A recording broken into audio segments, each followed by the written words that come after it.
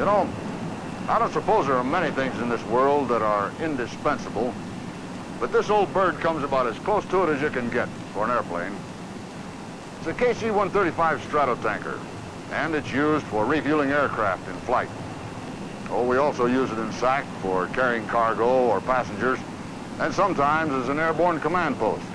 But when I say indispensable, I'm thinking of it mostly as a refueler. I'm Sergeant Novak, and I'm a boom operator on these KC-135 tankers. I work with a pilot, a co-pilot, and a navigator. We're the whole crew, just the four of us. Okay, preparation contact, check please. Roger, preparation for contact, altimeter setting. Set 2992. Set co-pilot 2992. Stabilizer trim. Check.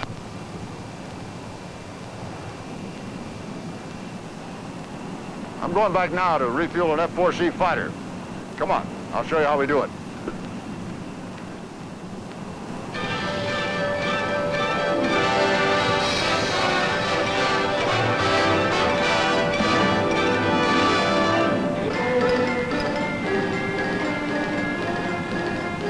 Good air TACAN doesn't apply. Strobe lights doesn't apply. Radio contact.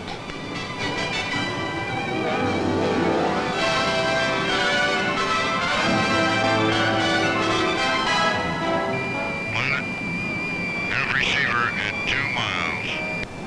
Boom, coming down.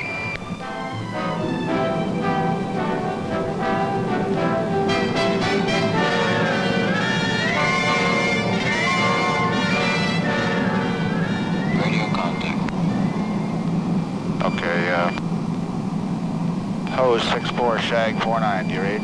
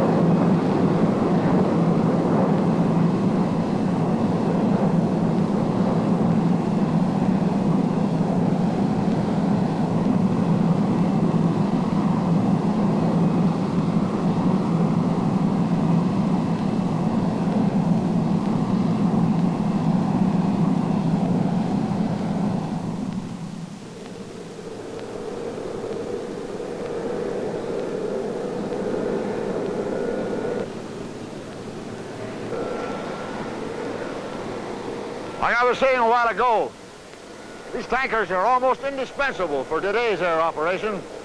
You take aircraft deployment, for example. You know how we got our fighter aircraft over there in the Korean War? We had to dismantle them, send them over there by ships, and then reassemble them when they got there. It took months. But today, with aerial refueling, we can send fighters any place in the world in a matter of hours. Like we did when we sent that squadron of F-106s over in Korea right after the Pueblo incident. Most of the fighters and reconnaissance aircraft involved in the Vietnam War flew over there with the aid of air refueling, and they fly back the same way when they're due for overhaul in the States. On any given day, aside from mass deployments, there are always tankers and fighters going both ways over the pond. What the tanker has done for us is that we are no longer at the mercy of fuel duration. Commanders in Europe or the Far East know that the capabilities of the tanker can be used to build up their forces in a matter of hours. Now that's important because in this world things move so fast today that when you need aircraft, if you don't get them right away, you can be in serious trouble. As far as bombers are concerned, they can get to most bases without air refueling.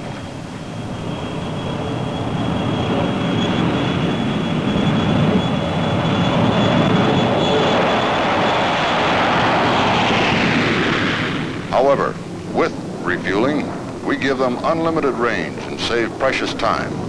So we are able to send B-52s non-stop and quickly to Guam from the U.S. on a regular basis. Many of the B-52s that go on bombing raids in Vietnam operate out of Guam. It's a long haul from Guam to Vietnam and back, and there's no way to complete the mission without air refueling.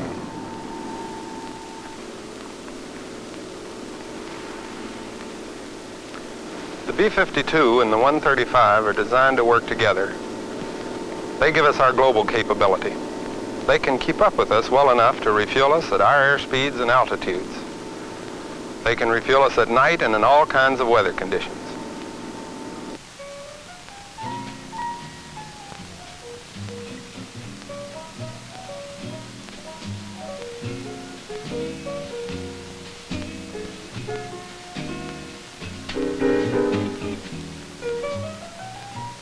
There's a saying in the Air Force that flying is 90% boredom and 10% sheer unadulterated terror.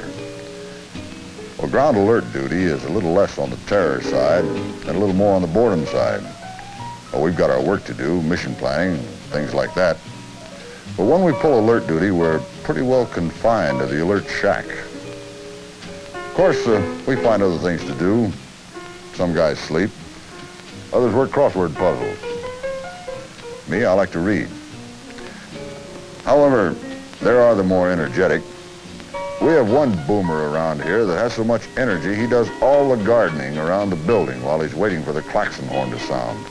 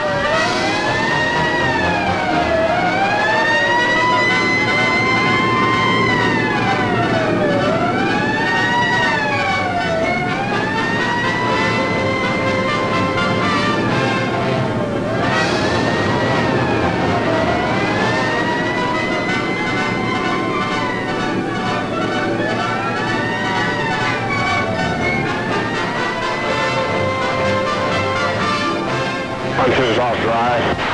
Roger, 1-2, off track.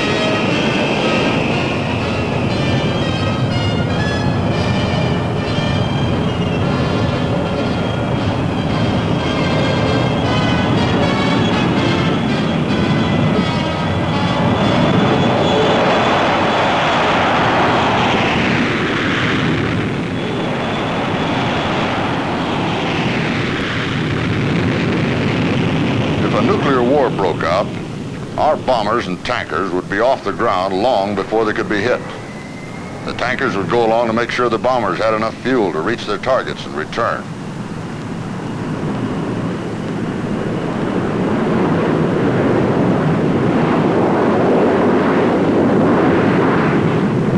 But the point is, the bombers couldn't make it to their long-range targets and back without air refueling. The same thing applies to fighters that bomb Vietnam targets from bases in Thailand. These birds are so loaded down with bombs, they use a lot of fuel just getting off the ground. So after they're airborne, about 15 minutes out, we top them off with 5,000 or 6,000 pounds of fuel. It makes you feel pretty important to see them come up. You give them fuel, you see them go away, and you know you're a part of it. It makes you feel even better when one of them comes at you after a strike, and he's got holes in him, and he's dripping fuel, and you're trying to keep him alive and get him back to his base. After it's over, you know you've saved an airplane, and you've saved a pilot. And when you get home, sometimes you can't buy your own drink at the club. I remember once when I was going in for refueling, the probe on a 104 is very close to the side of the fuselage, just a few inches out, and as I got close, I made a rough contact, and it bent the probe in toward the fuselage. And while I was sitting there wondering if I was going to have to bail out or just what, the boomer was able to make contact and bend the probe back out far enough so that we could make a refueling. I'll tell you, the old boomer really earned his money that day. I was coming back from a strike mission over the north in a pretty heavily damaged 105 one day. I had fuel siphoning problems and control problems and every other problem imaginable, a situation of that kind. And I managed to rendezvous with the tanker okay, but we were right in the middle of some thunderstorms and we couldn't refuel. And I was running out of ideas quickly. The tanker guys said we had to do an immediate emergency descent, which we did, and I hung right there with them. And I was getting pretty nervous about this time, as you can imagine. And we got down below and leveled out, and those tanker guys took control and got me calmed down and got me hooked up. We had to slow way down because of my control problems. He slowed that big bird down, and I finally got my gas. Had about 600 pounds left when I finally hooked up.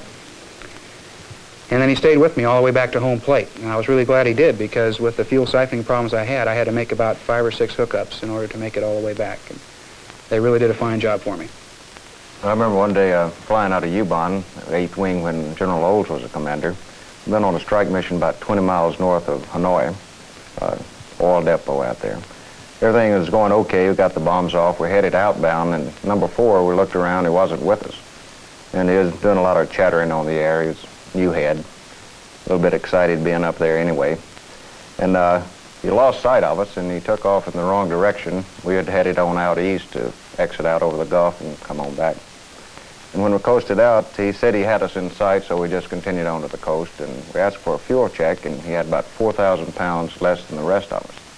And I made the remark to my backseater at that time that we're going to lose that airplane today, because there's just no way that he could make it to the tanker unless we asked him to do something different, to come a little bit farther north for us.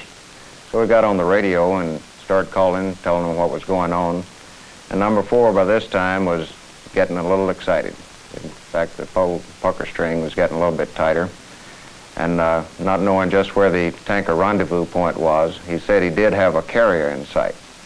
So the tanker pilot, knowing where all the carriers were based out in the Gulf there, said just stay over the carrier that he had come up and meet him. Now this was a little bit farther north than they normally come up for post-strike refueling. So the guy was just orbiting the carrier.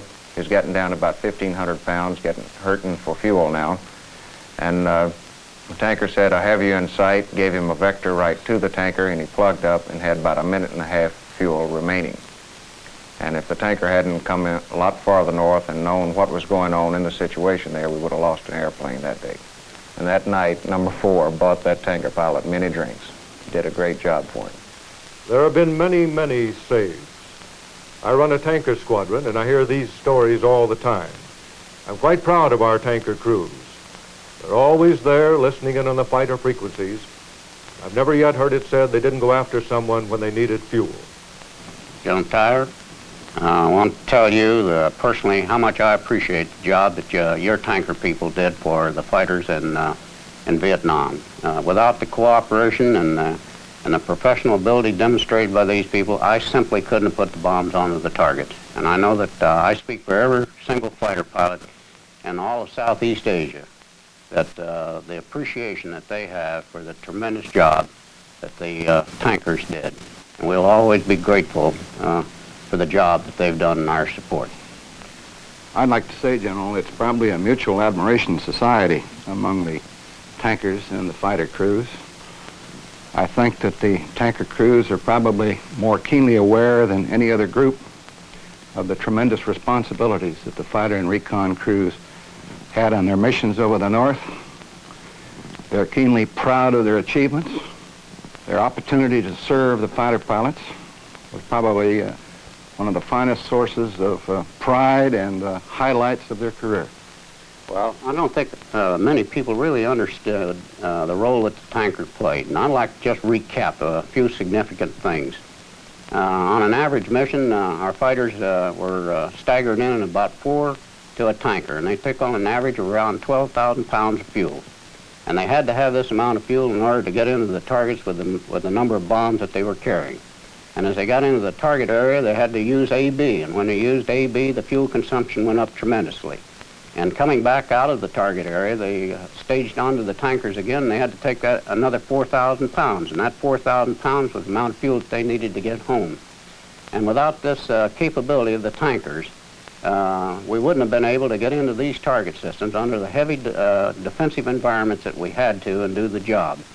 And for example, when we were going after the Paul Demure Bridge, probably the toughest target that we ever had, fuel was going to be critical. The timing had to be exact.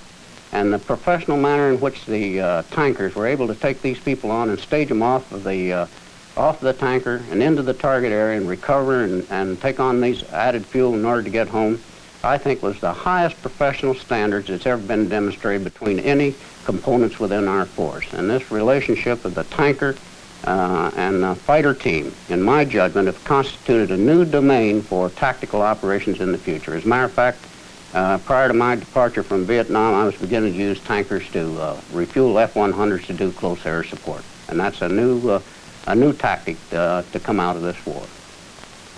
Well, certainly I feel that it's most important to note, General Momyer, that the overwhelming air superiority that had been established by the fighter forces over the North did permit the tankers to operate further north and probably would have been able to be accomplished or done in any other circumstances.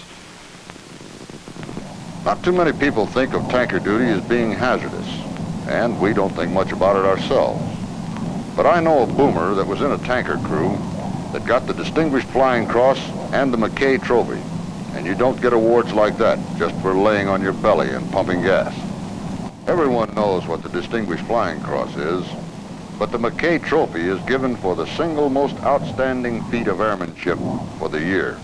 This historic refueling feat, along with the professional competence of this crew, ultimately resulted in saving 6 Navy aircraft and their crews. Their outstanding aerial skill, devotion to duty, and humanitarian interest in their fellow servicemen reflect the highest credit for themselves and the United States Air Force.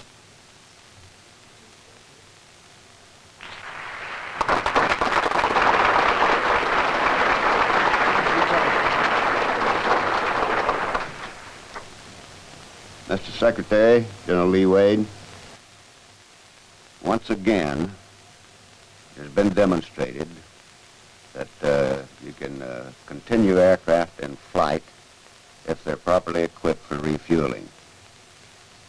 And sometimes you have to take extraordinary measures to keep some of them in flight. You have to put an extra refueler between the main refueler and the aircraft that need the fuel. I think this was a great thing that this crew did. And it's a well-deserved honor, and I'm delighted to have the opportunity to present these certificates, and also at this time to present the crew with the McKay Trophy, which of course is too big for you to carry around, so we keep it here and put your names on it. Thank you very much, and thank all of you for attending. Hey, since we have multiple refuelings, how about if between elements I stow the boon and come forward for a cup of coffee, huh? Okay, fine. Good. We'll anticipate. All right.